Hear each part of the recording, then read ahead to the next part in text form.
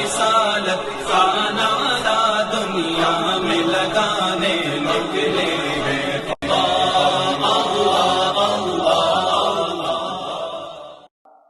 اور معمول تھا صحابہ کرام کا کہ حضور کی حیات ظاہری میں جس طرح فیض لیتے، اسی طرح فیض لینے کے لیے، مدد لینے کے لیے، خیر و برکت لینے کے لیے حضور کی قبر انور پہ حاضر ہوتے۔ حضرت ابو الجوزاء روایت کرتے ہیں، اور امام دارمی نے اس حدیث کی تخریج کی۔ امام دارمی نے امام ابو الجوزاء کی روایت، وہ کہتے ہیں کوہت اہل المدینۃ قحطا شدیدا، حدیث کے لفظ ہیں کوہت اہل المدینۃ قحطا شدیدا، کہ اہل مدینہ کو بڑے شدید قحط کا سامنا کرنا پڑ گیا۔ یہ حدیث امام دارمی نے اپنی سنن میں روایت کی، باب نمبر 15 میں، اور حدیث کا نمبر 92 ہے۔ خطیب تبریزی صاحب مشکات نے مشکات المصابیح میں اس حدیث کو روایت کیا، حدیث نمبر 5950، اور اس طرح پھر امام ابن الجوزی نے، امام سبکی نے، امام قسطلانی نے، امام زرقانی نے بلا استثناء آگے اس حدیث کو روایت کیا کہ امام ابو الجوزاء اوس بن عبداللہ روایت کرتے ہیں کہ آقا علیہ الصلوۃ والسلام کے وصال کے بعد صحابہ کرام کا دور ہے۔ کوہت اہل المدینۃ قحطا شدیدا فشکوا الی عائشہ فقالت، وہ شکوہ لے کر آئے ام المومنین حضرت عائشہ صدیقہ رضی اللہ تعالی عنہا، بڑا قحط ہے اہل مدینہ، خشک سالی سے ختم ہو گئے، فصلیں اجڑ گئیں، قحط زیادہ ہے۔ اب حضرت ام المومنین عائشہ صدیقہ رضی اللہ تعالی عنہا نے ان سے یہ نہیں فرمایا کہ جاؤ نماز استسقاء کرو، اللہ سے بارش مانگو، نہیں، حدیث کے لفظ سنیے، فشکوا الی عائشہ رضی اللہ تعالی عنہ، شکایت لے کے آئی، فقالت انظروا قبر النبی صلی اللہ علیہ وآلہ وسلم فاجعلوا منہ قبا الی السماء حتی لا یکون بینہ وبین السماء سقف۔ حضرت ام المومنین نے فرمایا جاؤ روضہ رسول پر، اگر قحط ہے، بارش نہیں ہوتی تو حضور کی قبر انور پر جاؤ، اور جا کے قبر انور کے اوپر چھت میں سوراخ کر دو، اور ایسا سوراخ کرو کہ روضہ رسول اور آسمان کے درمیان کوئی پردہ نہ رہے۔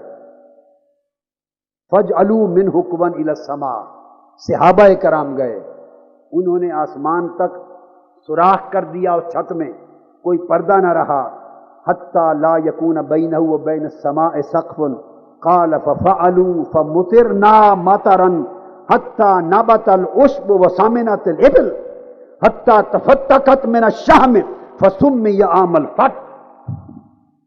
انہوں نے سوراخ کر دیا، اسی وقت قبر انور کا پردہ اور آسمان کے مابین ہٹنے کی دیر تھی، پردہ کوئی نہ رہا، ایسی موسلادھار بارش ہوئی کہ مدینہ پاک کی وادی میں ہر سو سبزہ اگایا، اور اتنا سبزہ اگایا کہ کھا کھا کے اونٹ فربا ہو گئے، اور ایسے محسوس ہوتا تھا کہ اونٹ چربی سے پھٹ جائیں گے، اور اتنی بارش ہوئی، اتنی سیرابی ہوئی کہ اس کا نام مدینہ کی تاریخ میں عام الفتح، یعنی پیٹ پھٹنے کا سال رکھ دیا گیا۔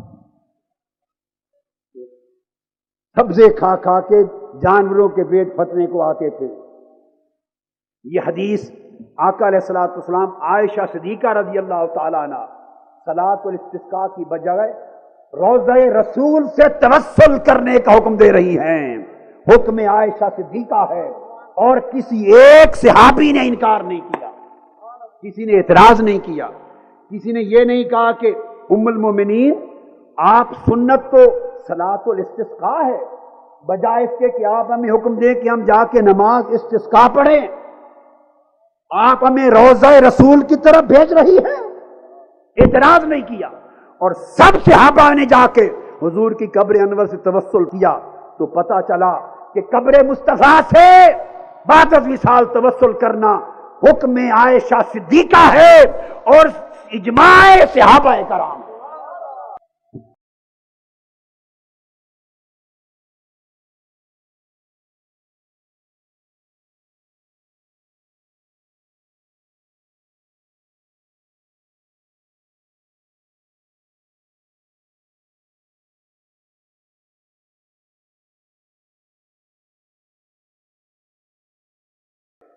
اب اس پر جو بات کہنے والی ہے، اس کے راوی ہیں، بعض لوگوں نے ان راویوں پر جرا کر کے غلط اعتراض کر کے حدیث کو ضعیف کہنے کی کوشش کی۔ سن لیں، اس کے پہلے راوی ابو نعمان عارم ہیں جن پر اعتراض کیا گیا کہ ان کو آخر عمر میں اختلاط ہو گیا تھا۔ ابو نعمان عارم، اس پر میں بتانا چاہتا ہوں کہ امام ذہبی میزان الاعتدال میں لکھتے ہیں، حدیث ابو الجوزاء روضہ رسول سے بارش کے لیے حضور کی قبر انور سے توسل کرنا، اس حدیث کے راوی ابو نعمان محمد بن الفضل السدوسی ان کا نام ہے۔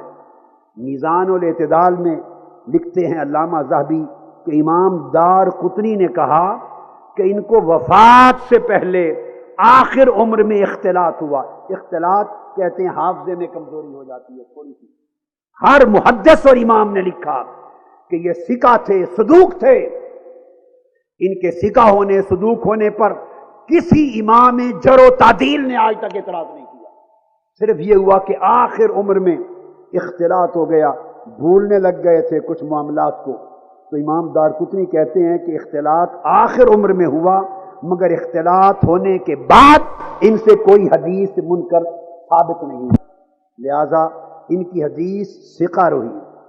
حافظ عراقی التقیید والایضاح میں بیان کرتے ہیں، امام ذہبی کے اسی قول کو بیان کرتے ہیں کہ موت سے تھوڑا پہلے تغیر واقع ہوا اور اس کے بعد انہوں نے کوئی حدیث روایت نہیں کی۔ یہ حدیث ان کے تغیر اور اختلاط سے پہلے دور کی روایت کردہ ہے، جس دور کی ثقافت پر کل ائمہ کا اتفاق۔ یہی بات حافظ ابن حجر عسقلانی نے تہذیب التہذیب میں کی اور کہا کہ یہ ثقہ ہیں، آخر عمر میں وہ جو اختلاط واقع ہوا حدیث سے صحیح اس سے پہلے روایت کر چکے تھے۔ لہذا امام بخاری اس راوی سے اپنی کتاب الصحیح میں 100 سے زیادہ حدیثیں روایت کرتے ہیں۔ جس ابو نعمان سے امام بخاری الجامع الصحیح میں 100 سے زیادہ حدیثیں روایت کریں،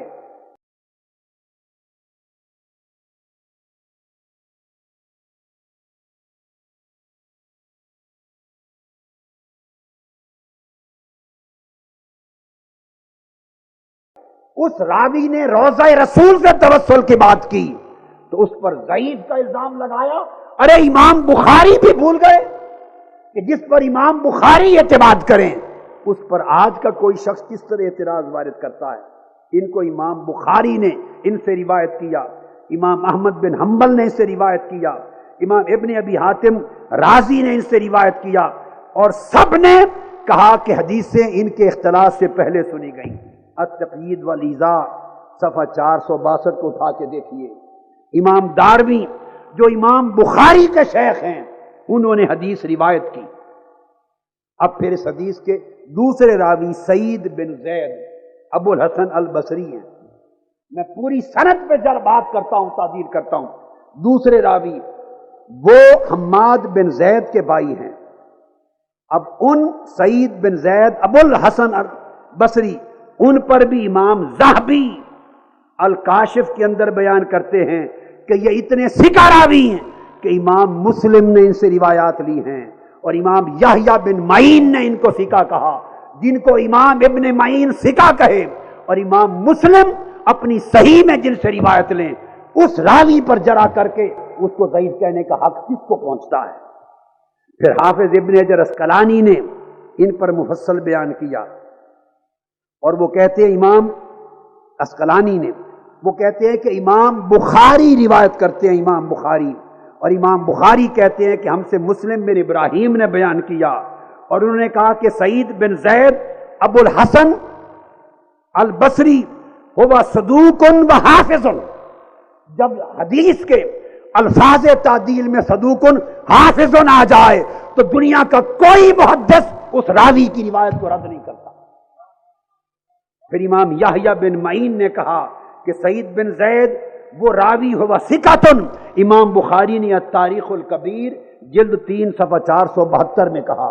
امام ابن سعد نے الطبقات الکبریٰ جلد 7 صفحہ 278 میں کہا کہ یہ راوی سعید بن زید ابو الحسن بصری وہ وثیقۃ، امام اجلی نے کہا وہ ثقہ ہیں، امام ابو زرع نے کہا کہ وہ ثقہ ہیں، امام ابو جعفر دارمی نے کہا کہ وہ ثقہ ہیں، امام حبان بن بلال نے کہا کہ وہ ثقہ ہیں، امام ابن عدی نے الکامل میں کہا کہ وہ ثقہ ہیں، ارے امام احمد بن حنبل نے کہا وہ ثقہ ہیں، لیس بہ باس، جس پر امام احمد بن حنبل جس کے روایت کی ثقات پر اعتراض نہ کرے، کسے حق ہے اگر اسے علم الحدیث کی ہوا بھی لگی ہو تو وہ اس کے اوپر جرح کرنے کا حق نہیں رکھتا، ضعف کا الزام نہیں دے سکتا۔ اور امام ابن معین نے کہا لیس بہ باس هو ثقۃ، اس کو ابن سعد نے طبقات الکبریٰ میں، امام اسقلانی نے تہذیب و تہذیب میں، امام احمد کا قول ذہبی نے میزان الاعتدال میں، ان تمام کتب میں اٹھا کے دیکھیے اس کو روایت کیا، اور لسان الميزان کی جلد 113 پر بیان کیا، 2 راوی ہو گئے، پوری سند اس پر مدار ہے۔ وصال کے بعد مزار سے بھی توسل کرنا، آقا تو ایک طرف رہے، اس میں حضور کو پکارا بھی نہیں، یہ بات سمجھنے والی ہے۔ وہ جو پہلے حدیثیں دی اس میں آ کے لوگوں نے آقا کو پکارا تھا، یا رسول اللہ میں گناہگار آیا ہوں، طلب بخشش کے لیے آیا ہوں، شفاعت اور توسل کے لیے آیا ہوں، اس میں آقا کو پکارا تھا۔ حدیث ابی الجوزاء جو ام المومنین عائشہ صدیقہ کا حکم ہے، اس میں کسی نے آ کے آقا کو بھی نہیں پکارا، روضہ پہ کھڑے ہو گئے اور قبر رسول سے توسل کیا، تو پتہ چلا کہ روضہ رسول سے اور گنبد خضرا سے بھی وہ فیض ملتا ہے جو تاجدار کائنات خود عطا کرتے ہیں۔ اور میں آپ کو ایمانداری سے کہتا ہوں جو فیض تاجدار کائنات کی بارگاہ سے ملتا ہے اسی فیض کا عکس قبر مصطفیٰ سے ملتا ہے، جو فیض قبر مصطفیٰ سے ملتا ہے اسی کا عکس گنبد خضرا سے ملتا ہے، جو فیض گنبد خضرا سے ملتا ہے اسی کی شعائیں مدینہ کے گلی کوچوں سے وہ فیض عطا ہوتا ہے۔ دراصل منبع ایک ہے فیض کا، توسل کا، شفاعت کا، عطا کا، سخا کا، وہ ہے ذات مصطفیٰ۔ ذات مصطفیٰ کے فیض کی کرنیں 400 عالم پھیل رہی ہیں، اور مصطفیٰ کی بارگاہ کے توسل کے لیے نہ قرب درکار ہے نہ بود، جو امتی جہاں ہو مصطفیٰ کو پکارے صلی اللہ علیہ وسلم، حضور اس کی جھولی وہی خیرات کے ساتھ بھرتے ہیں۔ آگے چلیے، اس حدیث پر میں جر و تعدیل کی بات کر رہا ہوں۔ اب تیسرے راوی اس کے عمرو بن مالک نکری، عمرو بن مالک نکری، امام ابن حبان نے ان کو ثقہ کہا، حافظ ابن حجر اسقلانی نے ان کو ثقہ کہا، اور ابن حبان نے کتاب الثقات میں ان کو شامل کیا اور ان کی ثقات پر کہا کوئی شک نہیں، اور امام اسقلانی نے تقریب التہذیب میں کہا عمرو بن مالک نکری صدوق ہے، آپ اندازہ کر لیں۔ اور امام یہ حسن بن موسیٰ، ان تمام، عبداللہ بن علی بن مدینی سمیت امام اسقلانی، جس کسی نے ان کے بارے میں ضعف کا ظن کیا، کمزوری کا ظن کیا، اس کو حافظ ابن حجر نے یہ کہہ کر کہ یہ گمان ہے لا تقوم بہ حجہ، اس کے ظن کو رد کر دیا حافظ ابن حجر اسقلانی نے۔ اور پھر امام ذہبی نے میزان الاعتدال میں ان کی ثقافت کو بیان کیا، پھر امام ابن عدی نے الکامل میں عمرو بن مالک النکری کی ثقافت کو ملا دیا۔ اب یہاں کیا ہوا؟ علمی خیانت ہے یا علمی کمی ہے، جہالت ہے، کوئی سبب ہے؟ جب اس پر جرح کی عمرو بن مالک نکری، اس کو بھی کہہ دیا کہ یہ ضعیف ہیں۔ وہ ضعیف کیوں کہا؟ کہ عمرو بن مالک نام کے بھی 2 راوی ہیں، عمرو بن مالک نام کے 2 راوی ہیں، اور یہ فرق امام ابن عدی نے الکامل میں جا کے سمجھایا، اور امام ذہبی نے میزان الاعتدال میں سمجھایا، اور امام ابن قدامہ نے المغنی میں، اور امام اسقلانی نے تہذیب التہذیب میں جا کے بات سمجھائی۔ ایک عمرو بن مالک راسبی ہیں اور ایک عمرو بن مالک نکری ہیں۔ راسبی کے اوپر ضعف کا، ضعیف ہونے کا الزام آیا ہے، اور یہ عمرو بن مالک راسبی نہیں جن کو ضعیف کہا گیا، یہ عمرو بن مالک نکری ہیں جن کی ثقافت پر ہر امام نے قول کیا ہے۔ حتیٰ کہ علامہ ناصر الدین البانی، پچھلے زمانے کے سعودی عرب کے سلفی عالم، انہوں نے بھی اپنی کتاب کے اندر لکھا کہ عمرو بن مالک نکری ثقہ ہے، سلسلۃ الاحادیث صحیحہ کے اندر لکھا. یہ دوسرے راوی ہو گئے. اب آخری راوی اوپر حضرت عائشہ صدیقہ سے روایت کرنے والے ابو الجوزاء اوس بن عبداللہ ہیں. اب ابو الجوزاء اوس بن عبداللہ، ان کے لیے حدیث کا انکار کرنے کی خاطر بعض لوگوں نے اب یہ کہہ دیا، الزام غلط لگا دیا کہ انہوں نے ام المومنین عائشہ صدیقہ رضی اللہ تعالیٰ عنہ سے سماع ہی نہیں کیا. ام المومنین سے ان کا ملاقات اور سماع ثابت نہیں، یہ بھی غلط تہمت ہے. اور علم الحدیث سے جہالت کی وجہ سے اب اس پر سنیے، امام مسلم نے روایت کیا. امام مسلم حضرت ابو الجوزاء کی روایت ام المومنین حضرت عائشہ صدیقہ سے روایت کرتے ہیں. اگر امام مسلم نے ابو الجوزاء کی روایت ام المومنین عائشہ صدیقہ سے صحیح مسلم میں لے لی ہے تو دنیا کے کسی اور شخص کو ان پر اعتراض کرنے کی گنجائش نہیں رہتی کہ حضرت عائشہ صدیقہ سے ان کی سماع ثابت ہوئی. امام مسلم نے قبول کیا. امام مسلم سے بڑا محدث کسی واقعے پیش سے جب آئے گا تو اس کی بات سنیں گے. اور امام بخاری فرماتے ہیں، آگے سنیے، اب یہ امام مسلم کی بات تھی. اب ابو الجوزاء اوس بن عبداللہ اگلے راوی، اس پر امام بخاری کا فیصلہ سن لیجئے. التاریخ الکبیر جلد 2 صفحہ 7 سے لے کر 16 تک امام بخاری نے ان کا ترجمہ، ان کے احوال بیان کیے. اور امام بخاری کہتے ہیں یہ کہنا حدیث توسل اور قبر رسول سے وسیلہ کرنے کا محض انکار کرنے کی خاطر یہ کہنا کہ حضرت ابو الجوزاء نے حضرت عائشہ صدیقہ سے سماع نہیں کیا، کتنی جہالت کی بات ہے. امام بخاری کا فیصلہ سنیے. امام بخاری التاریخ الکبیر جلد 2 صفحہ 7 سے 16 تک لکھتے ہیں، وقال لنا مسدد عن جعفر بن سلیمان عن عمرو بن مالک النکری عن ابی الجوزاء قال اقمت مع ابن عباس وعائشہ رضی اللہ تعالی عنہما 12 سنہ. امام بخاری بیان کرتے ہیں کہ حضرت ابو الجوزاء نے کہا کہ میں ام المومنین حضرت عائشہ صدیقہ اور عبداللہ ابن عباس کی خدمت میں 12 سال ان کی خدمت میں رہا ہوں. امام بخاری تاریخ الکبیر میں لکھے کہ وہ 12 سال حضرت عائشہ صدیقہ رضی اللہ تعالیٰ عنہ کی خدمت میں سماع کرتے رہے. اور فرماتے ہیں وما من القرآن آیت الا سألتهم عنہا، اور خدا کی قسم قرآن کی ایک بھی وضاحت طلب ایسی نہ تھی جس کا معنی اور شان نزول کی نسبت میں نے حضرت عائشہ سے پوچھا نہ ہو. اٹھا کے دیکھیے تاریخ الکبیر امام بخاری کی. پھر امام ابن سعد طبقات الکبریٰ جلد 7 صفحہ 224 پہ لکھتے ہیں کہ امام ابو الجوزاء کہتے ہیں کہ میں 12 سال تک حضرت عبداللہ ابن عباس کے گھر کے ساتھ مجاور 12 سال رہا. وہی زمانہ ام المومنین عائشہ صدیقہ رضی اللہ تعالیٰ عنہ کے وقت میں، اور کوئی آیت ایسی نہ تھی جس کی نسبت میں نے ان سے وضاحت اور تفصیل نہ پوچھی ہو. اس کو امام ابو نعیم اصبہانی نے بھی روایت کیا. اور ابو الجوزاء کی ام المومنین سے ملاقات بھی ثابت اور معاشرت بھی ثابت. لہذا تدلیس کا الزام لگانا سراسر جہالت اور امام مسلم کے مذہب کے خلاف. اور امام ابو نعیم حلیت الاولیاء میں بیان کرتے ہیں کہ ابو الجوزاء کی روایتیں ان عائشہ کے الفاظ کے ساتھ کافی صحیح روایات کو بیان کیا ہے امام ابو نعیم نے. یہ اعتراض بھی رد ہو گیا. پھر اس کے بعد اس توسل کا انکار کرنے کے لیے یہ بھی کہا جاتا ہے کہ یہ ام المومنین حضرت عائشہ صدیقہ کا حکم ہے، کہ حضور علیہ السلام کا ارشاد تو نہیں ہے. بھلے حضور کے وصال کے بعد کی بات ہوگی تو کس کا حکم لیا جائے گا؟ جب بات حضور کے وصال کی بات ہے، اگر ام المومنین عائشہ صدیقہ کی بات حجت نہیں تو امت میں کس کی بات حجت ہے؟ اور صرف ان کا حکم نہیں، کسی اور صحابی نے انکار نہیں کیا. تمام صحابہ اجماع انہوں نے اس حکم کو قبول کیا اور اس پر جا کر عمل درآمد کیا. اور پھر اس کے بعد علامہ ابن تیمیہ نے ایک گمان دیا ہے، اس کو علم نہیں ہے سوراخ کا، ان کو اوروں کو علم ہے.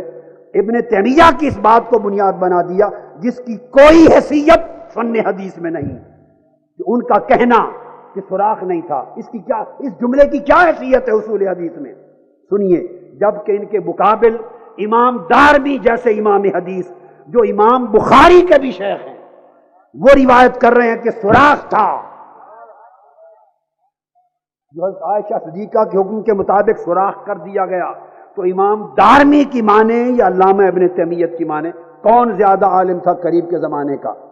پھر امام سمہودی بیان کرتے ہیں علامہ ابن تیمیہ کے قول کو رد کرتے ہوئے وفاء الوفا میں، وہ امام سمہودی کہتے ہیں وفاء الوفا جلد 2 صفحہ 560 کہتے ہیں جان لیجئے کہ مدینہ کے لوگوں کی آج تک یہ سنت ہے، جو سوراخ حضرت عائشہ صدیقہ نے کروایا تھا روضہ رسول کی چھت پر توسل کے لیے، وہ آج تک قائم ہے۔ جب قید ہوتا ہے تو معصوم سید زادے بچے کو اٹھا کر وہ سوراخ آج بھی کھولتے ہیں تو بارش ہوتی ہے۔ یہ امام سمودی نے بیان کیا کہ قبلہ رخ وہ کھڑکی ہے، سوراخ آج بھی کھولتے ہیں۔ اور آپ اگر مدینہ پاک جائیں تو جا کے دیکھیے، اب بتاتا ہوں، گنبد خضرا کے مواجہ شریف کی جانب جدھر آقا علیہ السلام کا چہرہ مبارک ہے، مواجہ شریف، چہرہ مبارک، باہر کی طرف چلے جائیے، رات کے وقت یا دن کے وقت روشنی میں دیکھیے گنبد خضرا کو، اوپر گنبد خضرا کے اوپر جو کلی ہے اوپر، اس کے نیچے آپ کو اتنی موٹی ابری ہوئی جگہ نظر آئے گی آج بھی۔ اب جو شخص عمرے پر جائے دیکھے، ابری جگہ نظر آئے گی، اور اس ابری ہوئی جگہ کے ساتھ چھوٹا سا رسا یا زنجیر سبز رنگ کا گنبد خضرا کا رنگ کر دیا گیا، وہ بھی اس کے ساتھ چپکا ہوا ہے، آج تک چپکا ہوا ہے۔ ارے اس موجودہ صدی تک اہل مدینہ کا یہ عالم تھا، اس صدی تک کہ جب قحط ہو جاتا، بارش نہ ہوتی، تو اہل مدینہ حضور کی آل میں سے کسی سید زادے چھوٹے 5 6 7 سال کے بچے کو اوپر چڑھاتے، اور وہ جو حضور کی قبر انور کے اوپر چھت میں سوراخ تھا، اوپر جو کمرے تعمیر ہوتے گئے، گنبد بنتے گئے، سوراخ کے اوپر سوراخ ہر چھت میں رکھا جاتا رہا، اور زنجیری کھینچی جاتی رہی، حتیٰ کہ آخری گنبد خضرا کے باہر اس سوراخ سے زنجیری یا رسا باہر کھینچ دیا گیا۔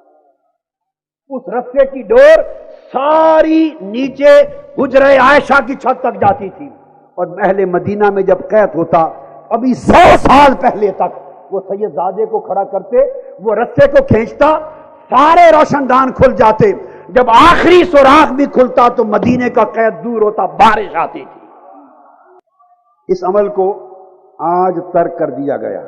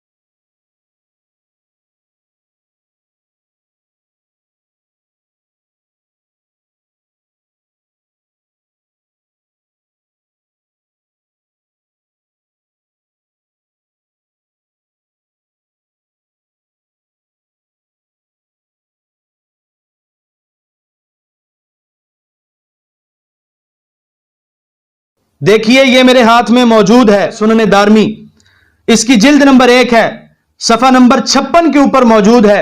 اوس بن عبداللہ کہتے ہیں کہ جب اہل مدینہ کو شدید قحط سالی کا سامنا ہوا تو لوگوں نے حضرت ام المومنین سیدہ عائشہ صدیقہ رضی اللہ تعالی عنہا کی بارگاہ میں آ کر عرض کی، تو حضرت ام المومنین عائشہ صدیقہ رضی اللہ تعالی عنہا نے ارشاد فرمایا، لوگوں نبی کریم صلی اللہ علیہ وآلہ وسلم کی قبر انور کی طرف دیکھو، اور رسول اللہ صلی اللہ علیہ وآلہ وسلم کی قبر انور اور آسمان کے درمیان کوئی چیز حائل نہیں ہونی چاہیے۔ اور جب وہ سوراخ کھول دیا گیا تو اللہ تعالیٰ نے بارش برسا دی، اللہ کریم نے اپنی رحمت کا نزول فرما دیا۔ یہ سنن دارمی ہے، اس کی جلد 1 ہے، صفحہ نمبر 56 ہے، حدیث نمبر 92 ہے۔ ناظرین محترم، نبی کریم صلی اللہ علیہ وآلہ وسلم کی وفات کے بعد سرکار کا توسل پیش کرنے کے ثبوت میں جو حدیث مبارکہ بیان کی جاتی ہیں، जिन में से चंद मैंने आप हजरात के सामने पेश की। इन पर एतराज करने वाले साहिब को सुनन दारमी का एक नुस्खा बड़ा पसंद है। ये जो सुनन दारमी की हदीस है 3461, इससे बिल्कुल अगली रिवायत जो है वो बिल्कुल सही सनद के साथ है सूरह यासीन के बारे में ही, और वो है सुनन दारमी में 3462। ये मैं दारमी का वो नंबर बता रहा हूं जिसका पीडीएफ आम हमारा जो है वो गूगल के अंदर सर्च करने से मिल जाएगा आपको। सुनन दारमी में 3462, और इसकी तहकीम जो है वो शेख सुलैम हुसैन असद ने की है, उन्होंने भी इसको रवायत को सही कहा।